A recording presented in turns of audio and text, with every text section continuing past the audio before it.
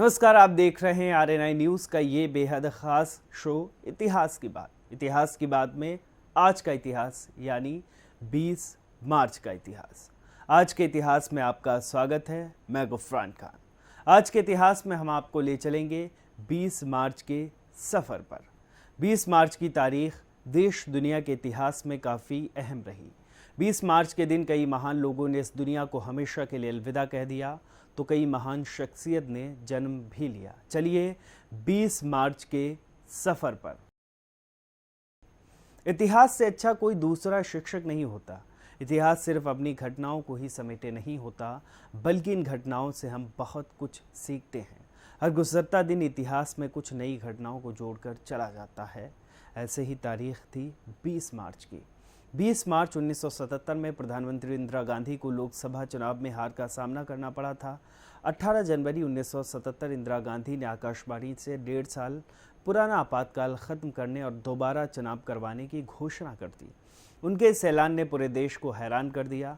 सबसे ज़्यादा हैरानी उनके बेटे संजय गांधी को हुई। आखिर यही तो वो शख्स थे जिसके पास आपातकाल के दरमियान खेल का कमान था। 16 से 19 मार्च तक चुनाव हुए। 20 मार्च से काउंटिंग शुरू हुई और 22 मार्च तक लगभग सारे रिजल्ट आ गए। चुनावों में कांग्रेस की जबरदस्त हार हुई। रायबरेली से इंदिरा गांधी और अमेठी सीट से संजय गांधी को हार का सामना करना पड़ा। लोगों ने इनकी हार पर ढोल, तमाशे और नगाड़े बजाए। गौरैया नाम की चिड़िया को बचाने के लिए 20 मार्च 2010 में पहली बार विश्व गौरैया दिवस मनाया गया था। क्यों है गौरैया इतनी महत्वपूर्ण? गौरैया का वैज्ञानिक नाम पासर डोमेस्टिकस है। ये पासेराडाई परिवार का हिस्सा है। विश्व के विभिन्न देशों में ये पाई जाती है। ये लगभग 15 सेंटीमीटर की होती है, मतलब बहुत ही छोटी होती है। शहरों के मुकाबले गांव में रहना इसे अधिक सुहाता है। इसका अधिकतम वजन 32 ग्राम होता है।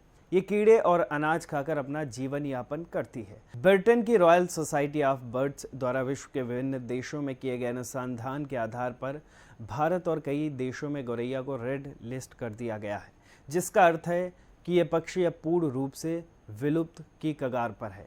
गौरैया संरक्षण के लिए हम यही कर सकते हैं कि अपनी छत पर दाना पानी रखें, अधिक से अधिक पेड़ पौधे लगाएं, उनके लिए घोंसले का भी निर्माण करें।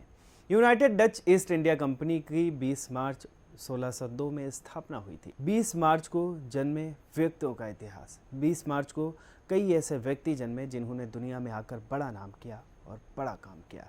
मुगल बादशाह शाहजहां और मुमताज महल का सबसे बड़े पुत्र दारा शिकोह का जन्म 20 मार्च 1615 में हुआ था। मुगल शासक शाहजहां के 4 बेटे थे, उनमें दारा शिकोह उन्हें सबसे प्रिय थे। वो बाकी बेटों से उससे ज़्यादा प्यार और तवज्जो देते थे। इसी ने भाई भाई के बीच नफरत के बीज बोए। बाद में सल्तनत पर कब्जे की जंग ने इसे और बढ़ा दिया। औरंगज़ेब ने सत्ता के लिए पहले अपने भाई से युद्ध लड़ा, दारा शिकोह को परास्त कर उसे बंदी बनाया और एक दिन अपने ही गुलाम से उसकी हत्या करवा दी। दारा शिकोह विद्वान था। वो भारतीय उपनिषद और भारतीय दर्शन की अच्छी जानकारी रखता था। इतिहासकार बताते हैं कि वो विनम्र और उदार हृदय का था, लेकिन ज्ञान के घमंड में वो अपने अलावा बाकी सबको मूर्ख समझता था। वो लोगों की सलाह पर गौर नहीं करता। उसके अपने सुरक्षाकर्मी ही उसे सही सूचना देने में घबराते थे।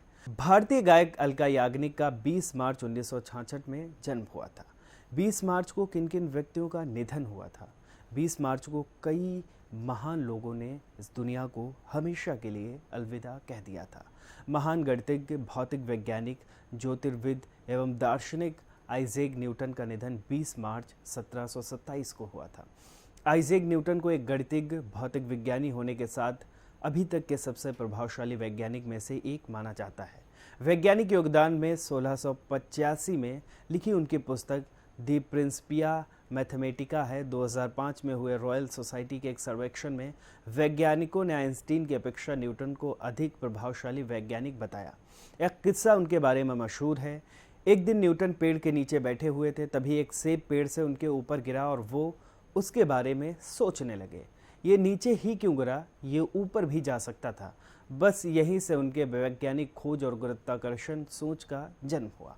भारत के प्रसिद्ध पत्रकार, लेखक, उपन्यासकार और इतिहासकार खुशवंत सिंह का निधन 20 मार्च 2014 को हुआ था।